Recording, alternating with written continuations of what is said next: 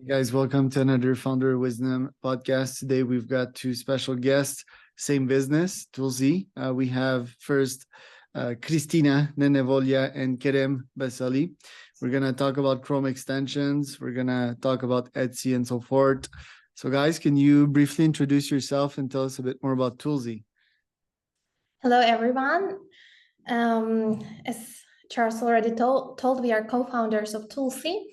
So Toolsy, we have both website version and extension. This is briefly SEO and inspiration tool. The purpose of Toolsy is to help Etsy sellers to improve their stores if they have already, or if they're planning to open one more store or totally new store, to get inspiration to look around what others are selling, what is popular and what is in trend nowadays, so they can get some ideas what they are interested in and what they can put to their new stores.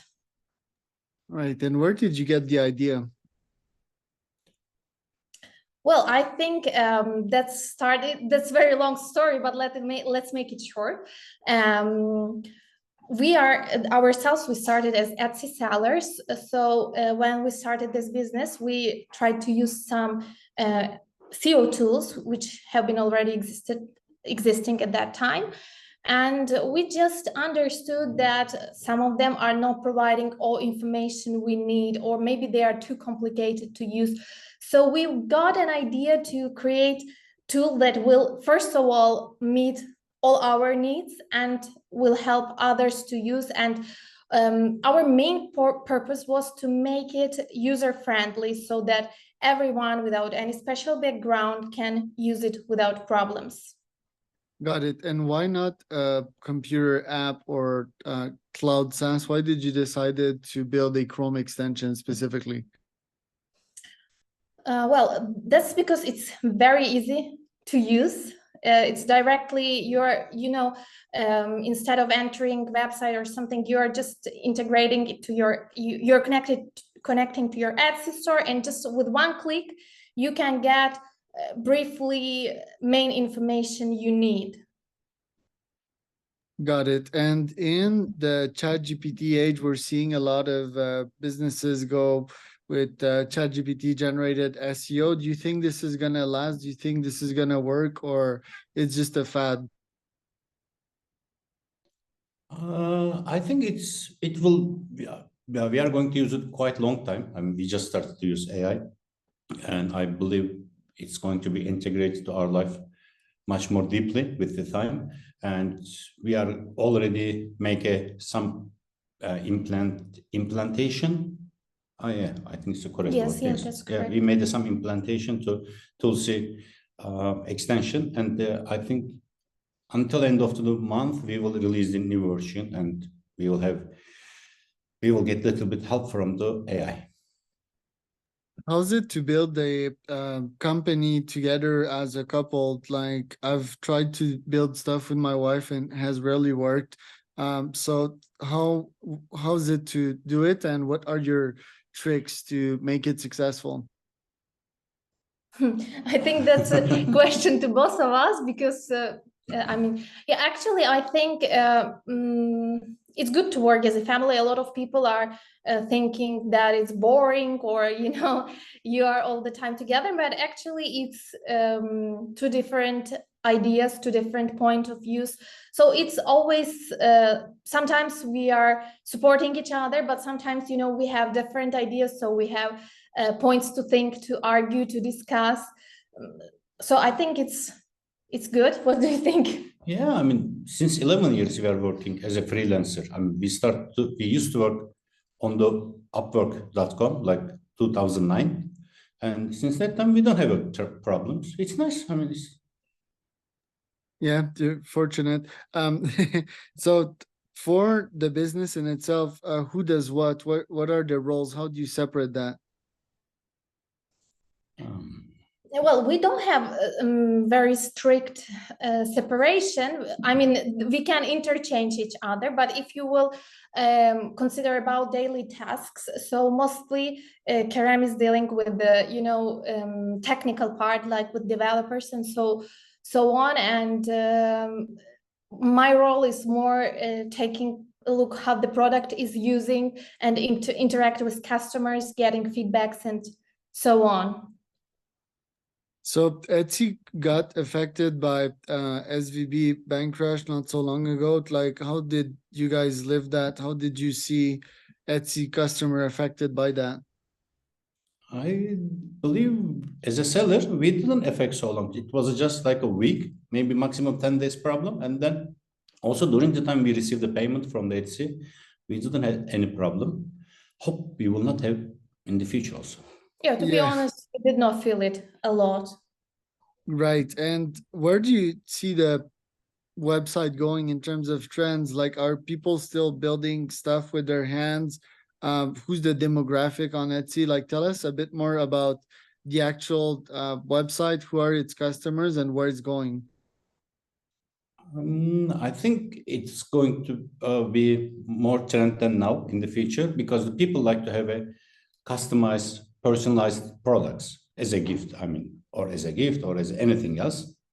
And Etsy, I believe, is just like a middle of the road, maybe not even that point. Yeah, I would agree with that opinion because I think, you are always looking and thinking, yeah, that's all, it can't be done even more. But each time you're analyzing the market and you're seeing that people are coming with totally new ideas, totally new products, they're getting trends. So yeah, I think it's not even on the middle of the way as well, and it will keep developing because people like unique, different stuff that they can find on Etsy. Is it all human-made stuff on Etsy, or can a robot like build personalized stuff there? I think mostly human-made stuff, but there are, I think nowadays, like, you mean robot-made, like artificial intelligence? Not only AI, but just a bot, that Machine could made. make, yeah, because I read a post last week, and it was a guy that was trying to make luxury. Well, actually, it wasn't a post. It was in the book After Steve, which is basically Johnny Hive, a very famous designer, Apple designer that went away on its own in 2018. So he was like really an acolyte of Steve Jobs, and he was wondering to himself, so that for the Apple Watch, could luxury be made at scale by robots?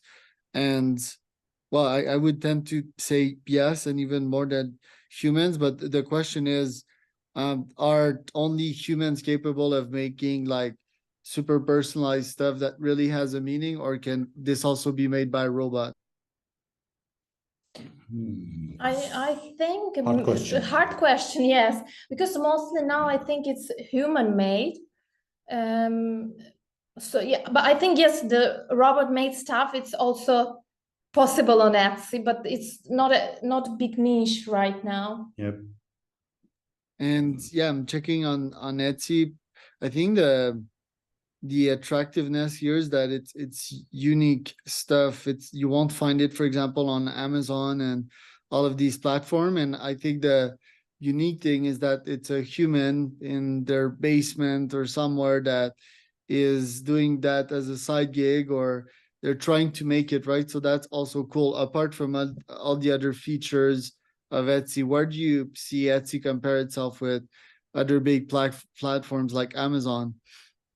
Yeah, actually, you're right about this, that the main difference actually, because you can't sell everything on Etsy. There are strict rules about what can be sold on Etsy. So this is what you can sell. It should be either made by you or at least designed on you. It should be something unique. If it's ready stuff, like machine made or something, there are only two categories that are allowed on Etsy, which is vintage.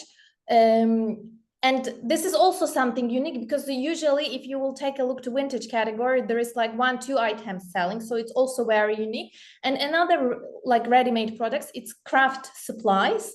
But it's also, if you will look on this category philosophically, it's something for people to create a unique stuff themselves. So Etsy is very pointed and very strict about this point of uniqueness.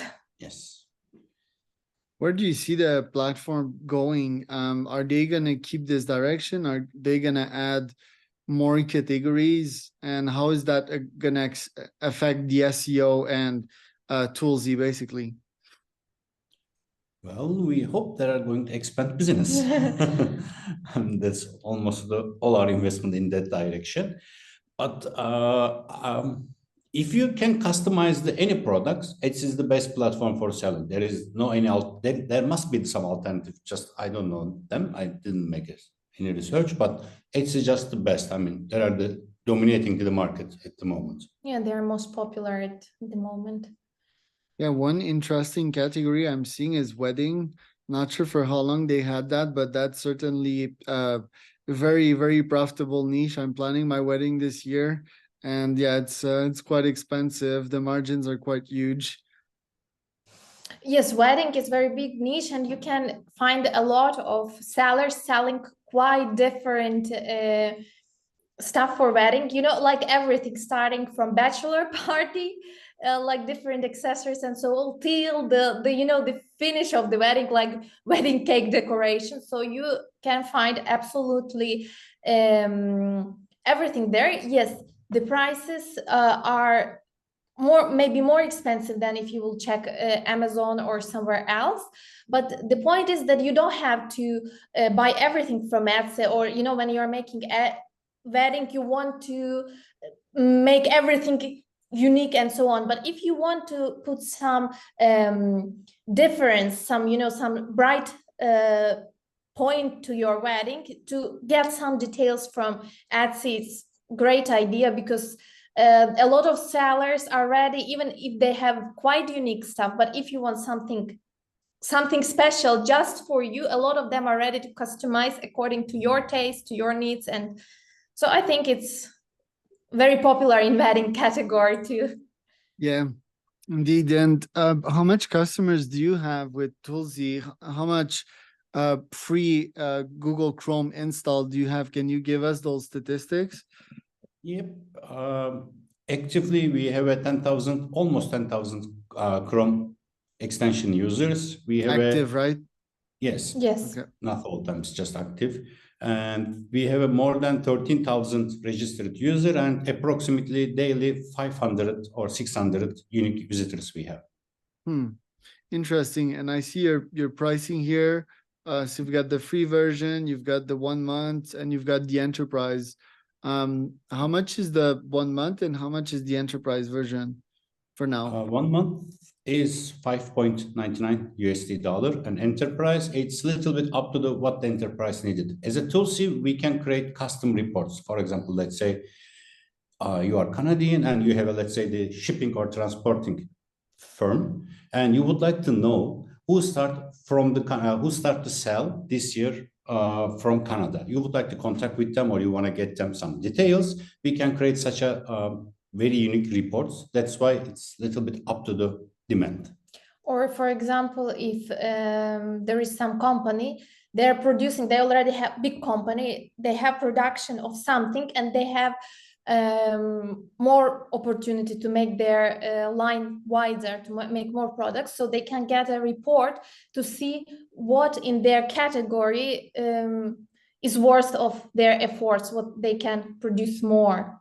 Yeah, no, that makes sense. I see that. Yeah, there's competitor tracking as well. Yes, I see that your competition as well. So you're the same price, the exact same price as E-Rank. So how do you distinguish yourself from E-Rank? Oh, well, they are the again dominating to the market, and they have a very great tools, and they are way little bit better than us. At least at the moment, let's say so. Yeah, I have a Honesty big is respect always them. good. They have a very stable tool. Yeah. On the price, it's, I don't know, we just started like that from the 5.99, and then we are planning to increase the price because we are giving more data which E-Rank can't. For example, we have an extension. We can tell the any stores most sold products. Actually, none of our competitors can do that, or just they don't want to do that. So we have a little bit. Also, we will have a different perspective of the Pricing. And also we are providing all-time data, not Yeah. just period. Last Yes. year. Got it. And how much paying customers do you have on the 10,000 users? What's the conversion rate? It's a nice question. We don't have so much paid users. Currently, we have 80 paid users. That is because there was not our main aim to get paid users until the this new year. And you know, there were no so much difference between paid version and free. A lot of information we were providing for free, that I mean, you can, with that information you can manage one store very comfortably with no problems. But after new year, we already made some limitations, and we are planning to make more limitations in future, because now we are more we already got too many users who are testing our tool for free, so now we want to get paid auditory more. Yeah, makes sense. If you have like 10,000 folks that installed it, I'm not sure if you can get access to their information, for example, their emails, and send them newsletter and so forth and convert more. But yeah, that certainly be interesting, and yeah, probably distinguish yourself from that competitor that charges equal, right? If or offer more features or so and so forth. Yes. When will you shift mostly from freelancer to full-time on Toolsy? It start with the pandemic.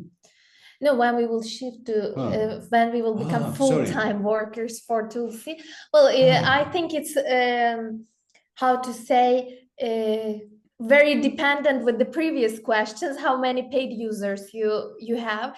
As soon as we can see, you know, growing progression of paid users, at that time, you know, we will feel more confident that Toolsy can support itself. So that will help us to make the decision to become full workers of Toolsy. Yeah, I'd also have some ChatGPT integrations, which is not that hard, but this is like so trendy right now. And I'd probably deploy it again on Product Hunt. I think that would make it like, yeah, very, very popular on the short term. Last question to you too, for anyone that is starting a Chrome app or starting as a freelancer, starting their business, and they're struggling to make it initially, what would you tell them? Well, first of all, beginning is always hard. You know, the hardest thing ever is to start. And yes, we had a lot of hard times at the beginning. We are still having hard times, but what I can say, just don't give up, because there is no problem that you can't solve. Yes, sometimes it's costly, sometimes it takes a lot of time, sometimes it's demotivated, but I can say on my own experience that there is nothing that you are not able to solve. Just keep going your way, make your plan and follow this plan. Just try to get your final aim, and it will help. You know, when you're reaching each small aim till your final aim, it's giving you extra motivation. So not giving up and going on is the greatest advice I can give, I think. Love it. Where can people find out more about both of you and Toolsy? Well, they can first of all check our website. It's there is a information about Toolsy and how to use it. There is also very easy to reach us through website. There is a chat box that you can always write. Plus, there are social media accounts. Kerem has LinkedIn. I have a LinkedIn as well. Plus, we have Telegram groups. We have one for local one, yeah, Turkish, and we have one Toolsy Global. So anyone who is having questions, they can find us in Telegram. It's called Toolsy Global, and just ask their questions there. Or an email, you know, the easiest, oldest way. Yeah, the website is toolsy.io, right? Yes, Okay, that's perfect. correct. And the email address is the same, info@toolsy.io. All right. Well, thank you so much, both of you.